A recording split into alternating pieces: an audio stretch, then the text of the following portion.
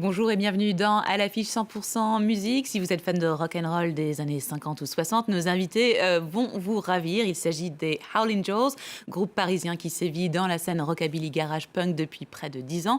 Le trio vient de sortir son premier album Strange Effects et sort aussi fraîchement de tournée avec les Liminanas. Jivan et Baptiste, merci d'être avec nous sur le plateau de France 24. Merci à toi. Alors, est-ce que vous pouvez nous raconter un petit peu l'histoire de Howlin' Joes? Je sais que vous vous êtes rencontrés en partie en maternelle et au collège, mais C'est ça. à quel moment est-ce qu'on décide de faire un groupe de rock? Mais très tôt en fait, puisqu'on se rencontre un petit peu pour ça aussi, pour la musique, c'est un peu ça qui nous Nous a liés, c'est Ouais. ça qui nous a fait nous rencontrer, quoi. C'était la musique. Et, il m'a demandé de faire la batterie pour des maquettes une fois. Il y avait déjà un groupe qui existait à l'époque avec d'autres membres et on s'est plus quitté depuis. Voilà. Voilà. Et pourquoi cet amour et cette envie de faire du rock and roll à l'ancienne, comme on dit?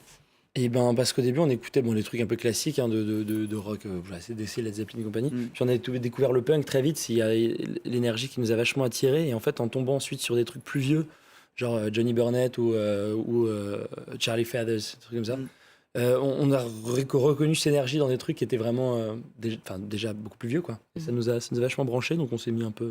Puis il y avait une touche d'originalité, parce que le punk c'était quand même assez répandu. Ouais. On trouvait ça plus original de faire ce genre de musique, quoi.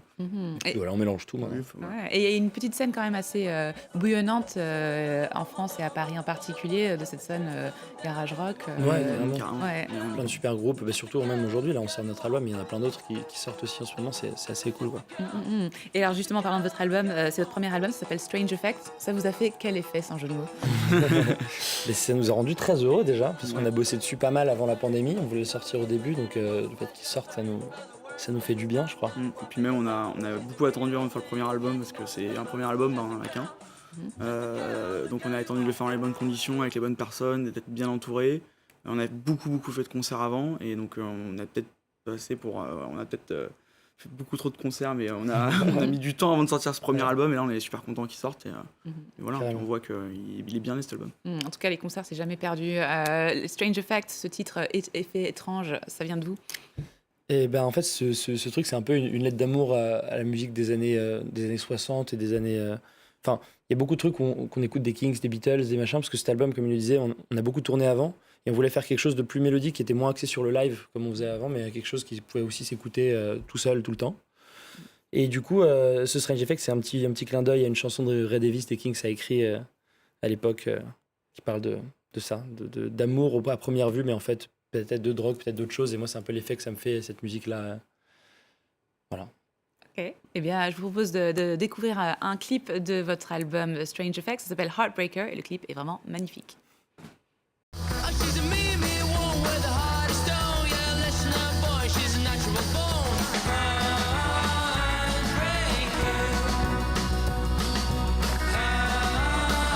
Heartbreaker. Oh, there's a lady, they say, whose touch is as soft as a breeze. Heartbreaker, briseur de cœur, on va y arriver. En tout cas, les histoires d'amour semblent figurer de façon très prominente dans ce premier album. À quel point est-ce qu'elles sont autobiographiques ou à quel point ce sont des fantasmes? À moitié, on va dire, Ouais. moitié-moitié. Je pense qu'il y a effectivement des trucs qui sont autobiographiques, il y a effectivement des trucs qui sont inspirés parfois d'histoires, mais de gens qu'on connaît, mais pas forcément nous, mais c'est des gens, c'est des amis proches, et nous travail aussi un petit peu, quoi. Et puis parfois, ouais, c'est complètement du fantasme, quoi. Ouais. C'est vrai que c'est cathartique de pouvoir aussi écrire sur des trucs qui ne nous sont pas arrivés ou qui pourraient nous arriver. Enfin, je pense qu'on voit ça, ouais, c'est ça, comme un moyen aussi soit d'exorciser des trucs, soit de les faire sortir, soit juste de se marrer, quoi. Parfois, il y a juste des chansons. C'est parfois on fait aussi des textes on essaye de jouer peut-être sur les allitérations, sur les mots, sur certains rimes. Enfin. Et de composer en anglais, c'est comment alors que vous êtes français natif? Ouais, on n'a pas vraiment le choix, quoi. Je veux dire, le rock'n'roll sans l'anglais, c'est assez compliqué pour nous. C'est un autre style, quoi, mais c'est pas ce qu'on voulait faire, quoi. Ouais. Nous, Ouais. on a On a toujours dû écouté cette apprendre. musique-là en anglais, quoi. Ouais. Et puis on a appris à parler anglais en écoutant cette musique, donc c'est aussi quelque chose d'assez lié pour nous, quoi. Oui, d'accord, je comprends. Et alors, du coup, vous venez d'assurer la première partie des Liminanes, un groupe rock français très, très établi, très sympa. Comment était un peu la réception du public envers votre album? Super chouette, Ouais, c'est vraiment très bonne. trop marré. Et puis la réception même des équipes, des trucs, enfin en tout cas c'était hyper chouette de faire ça avec eux, ils sont super cool. On nous a vraiment bien accueillis. Donc, super expérience de jouer les morceaux en plus de l'album devant un public de nouveau après 2 ans d'arrêt. Mhm. C'était hyper chouette. Hyper chouette. On est trop contents. Et alors, en faisant ma préparation de cette interview, j'ai lu que vous aviez tourné avec Wanda Jackson, quand même une figure emblématique du rock and roll. Vous pouvez nous raconter un peu ce que c'était, enfin comment c'était? C'est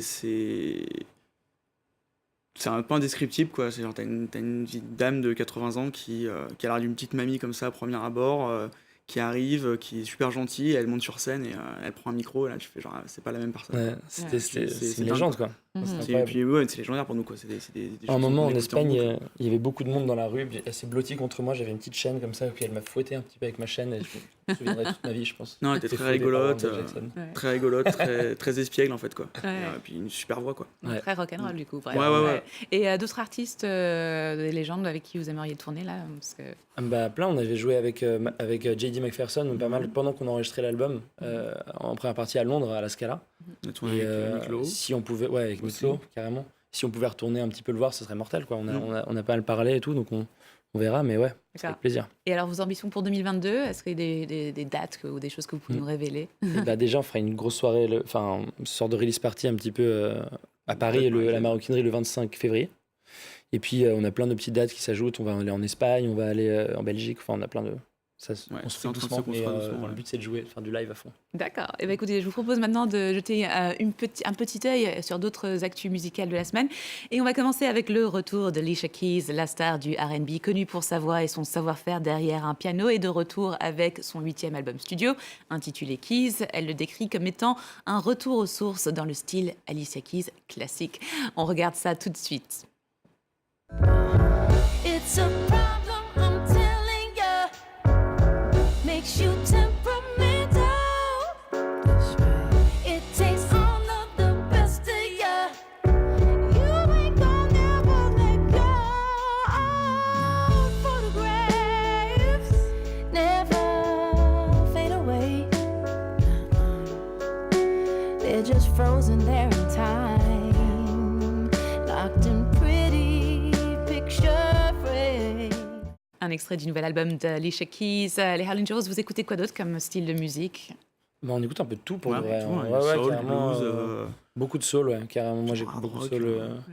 J'écoute beaucoup de trucs des années 60-70, mais il y a quelques trucs récents qu'on écoute pas mal aussi. Ouais. Mais c'est très large, quoi. Vraiment, pour le coup.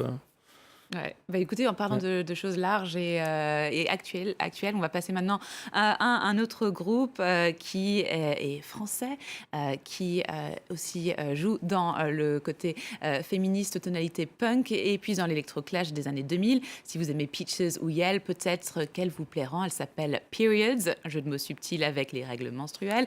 Voici le nouveau clip Des os, pas des os.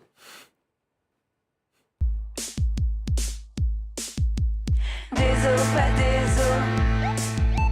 Nos moules sont dans le game. Et tes boules vont à la poubelle. Des os, pas des os. Nos moules sont dans le game. Et tes boules partent à la poubelle. Bébé. Des os, pas des os, des Periods à retrouver sur leur EP Rupture. Alors, pareil que vous connaissez, vous avez déjà vos chemins Ouais, se sont on s'est croisés pas mal des festivals, des machins, mais c'est hyper chouette, quoi. Ouais, donc, et ça donne quoi live à peu près? Vous avez Alors, j'ai jamais vu Pas jouer, encore pas vu le encore. live, Mais, on l'a raté, elle passait à Paris à l'alimentation générale.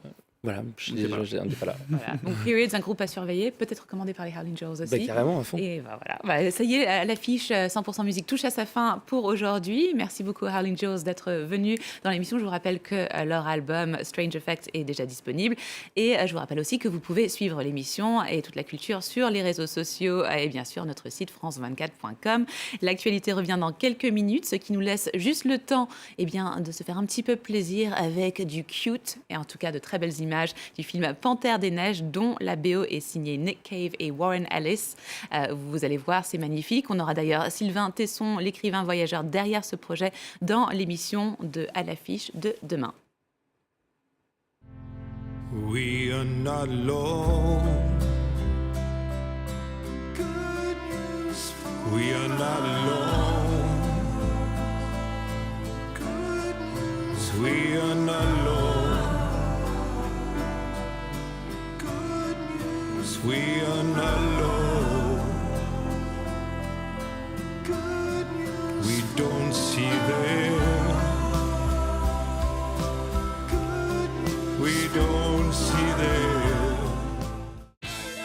Vous venez de regarder votre programme. Dites oui au matin qui chante avec les matelas Ève. Ève, la vie en jaune.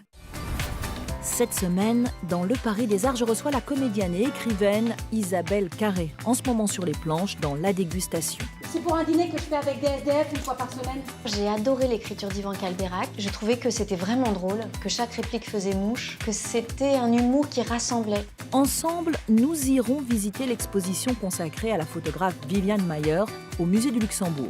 Et puis une rencontre avec Philippe Lelièvre qui nous parlera de son seul en scène. Le Paris des Arts d'Isabelle Carré à retrouver très vite sur France 24.